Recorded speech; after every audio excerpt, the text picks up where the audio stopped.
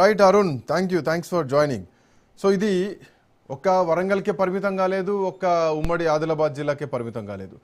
So ఎక్కడ చూసుకున్నా కానీ అంతర్గత కలహాలతోటి, మరోవరి 10 మంది ఎమ్మెల్యేలు పార్టీ ఫిరాయించినటువంటి నియోజకవర్గాల్లో పాత కొత్త సిద్ధాంతాలు ఇప్పటికీ నడుస్తూనే ఉన్నాయి.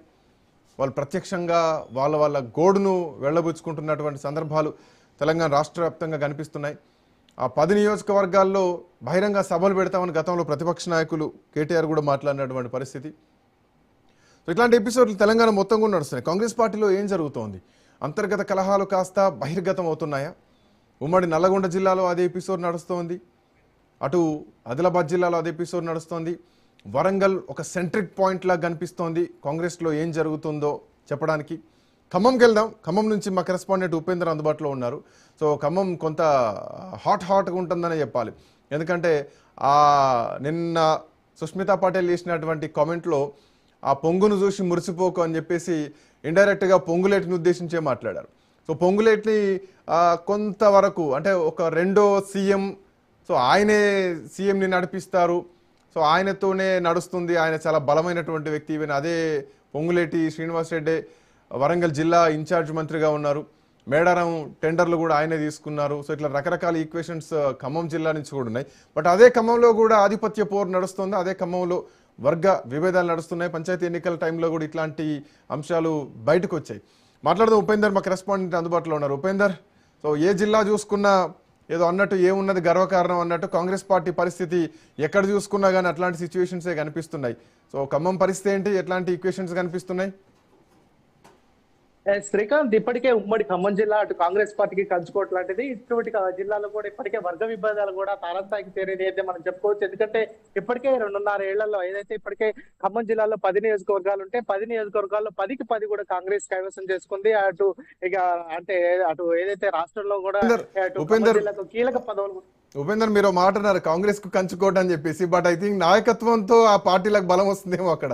ఎందుకంటే వాళ్ళు ఏ పార్టీలో వైఎస్ఆర్సీపీ ఉంటే వైఎస్ఆర్ కంచుకోట అయింది, టీఆర్ఎస్ లో ఉంటే టీఆర్ఎస్ కంచుకోట అయింది, ఇప్పుడు కాంగ్రెస్ ఉంటే కాంగ్రెస్ కంచుకోట అయింది. ఆ నాయకత్వ బలమే కాంగ్రెస్ పార్టీని కాపాడింది కదా.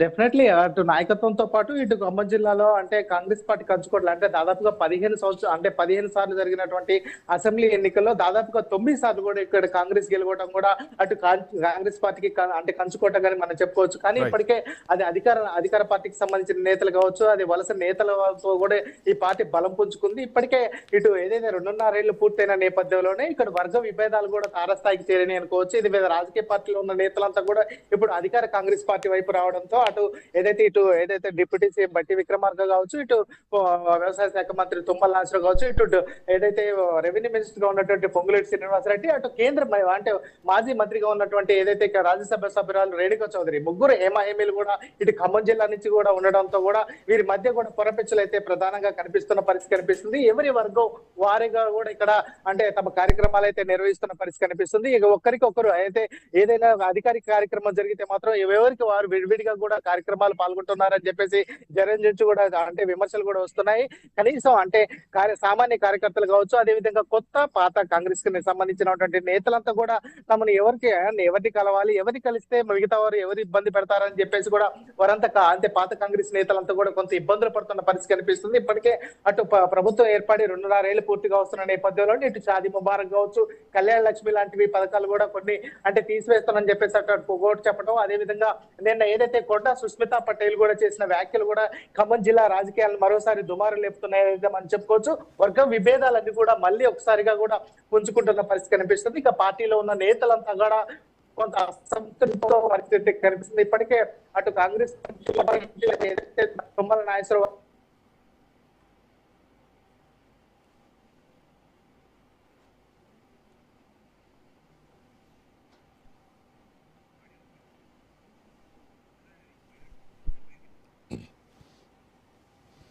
మొత్తానికి కొండా సుష్మితా పటేల్ చేసినటువంటి కామెంట్స్ రాష్ట్ర వ్యాప్తంగా ఉన్నటువంటి కాంగ్రెస్ పార్టీలో చాలా ప్రశ్నలు లేవనెత్తున్నాయి.